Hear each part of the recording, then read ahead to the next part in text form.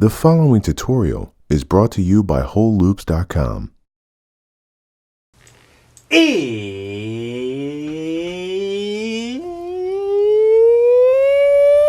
It's production time. I'm Reid Stefan, Realest puppet in the game. Today, I'm showing you 3 ways to use the sauciest limiter plugin inside Ableton that you never knew you had. I'm talking about the Ableton Drum Bus. Now, this is a brand new plugin that only Ableton 10 users will be up on. Traditionally, what drum bus means in a mixing context is the sum of all of your drum channels. So let's go ahead and group up all of our drums. I like to exclude the 808 from the group and process that separately on its own.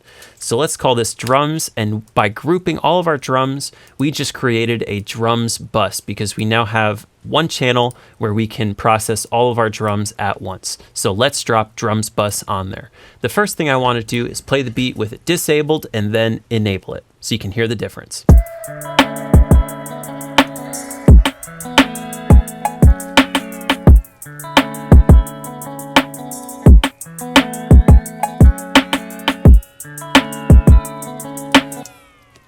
So what's going on in here is a limiter with an input drive, 3 different intensities of drive, a output trim, and a compression.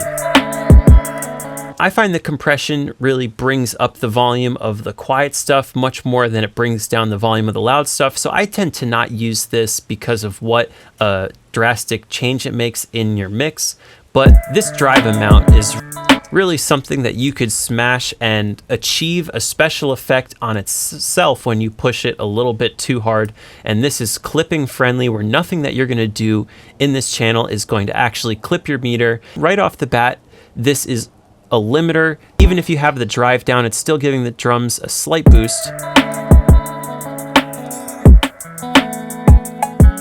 So even when I don't want to go for a super distorted drum sound, I often find myself using Drum Bus just here to do what it does best and glue all the drums together in your mix. Now over here we have a separate crunch knob, and this is an overdrive. This is more of a saturation, and this sounds more like overdrive to me. More of a mid-range kind of distortion, whereas this is a really bright distortion.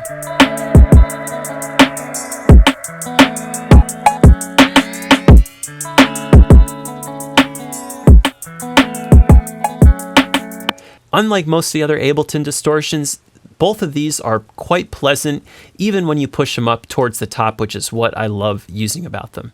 By default, Drums Bus is rolling off some of the really high signal in your drums.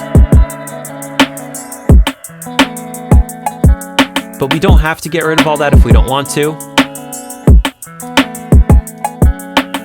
One of my favorite controls inside this plugin is right here, transients. I'm going to create a loop so I don't have to keep replaying it.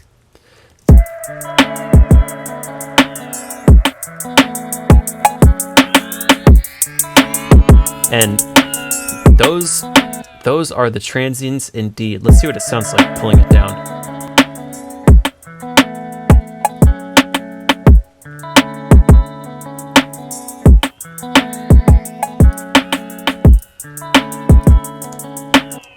These drums are already balanced pretty well, so I'm not going to do any transient adjusting with this, but if you were putting this on a pre-made loop where you can't go in and change the balance of the individual elements within it, this will really help you bring out or isolate your kick and snares you just heard. Are your plucks poppin'? Have you spent countless hours programming your plucks with no results? Introducing Poppin' Plucks Volume 1, the complete collection of serum presets that will get your plucks so poppin' your song just might pop off. Poppin' Plucks is available now only at WholeLoops.com. Now the final thing is also not really a feature I use when I have it on a group, but we can drag another drum bus down here on the kick. Let's try going a little bit of boom. Hey. And if you don't want it to be such a long 808, you could just give this kick slightly more thump.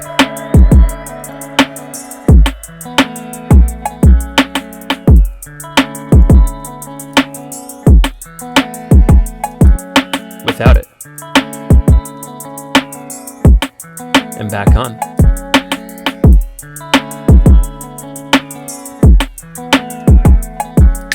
And now that we don't have all of our drums going through this is where I would experiment with some of the harder distortion types.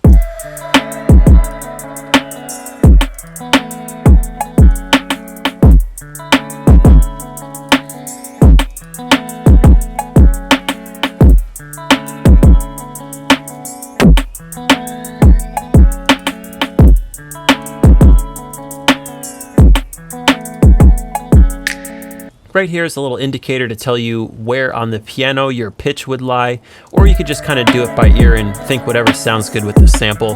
That's usually what I do.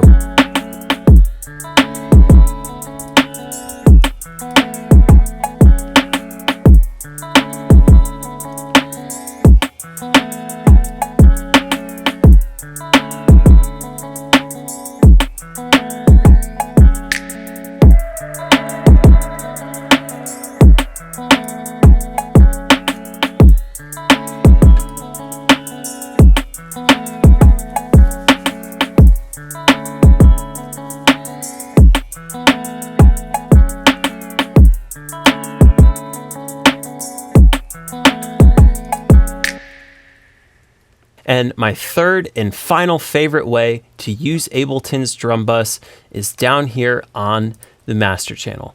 Before I had the master sauce, a lot of times what I would do is just drop a drum bus right down here, and maybe because it's boosting it a little bit, maybe -1 on the trim.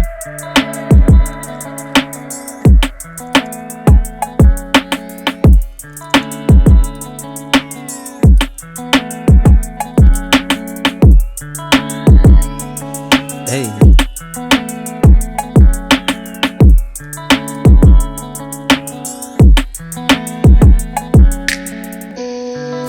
Actually, on this master channel, I almost like having it on the hard setting with just the trim turned down a little bit to accommodate for how intense and loud it gets. Well, there you have it. Those are my top 3 ways of using Ableton's drum bus. If you have Ableton 10, do not sleep on this plugin. If you want to see the rest of my Ableton stock plugin ABCs, I'll put a link to all the videos where I show you how I put this beat together from scratch using nothing but Ableton plugins. Thank you so much for watching, and I'll catch you guys next time with another tutorial. Peace out.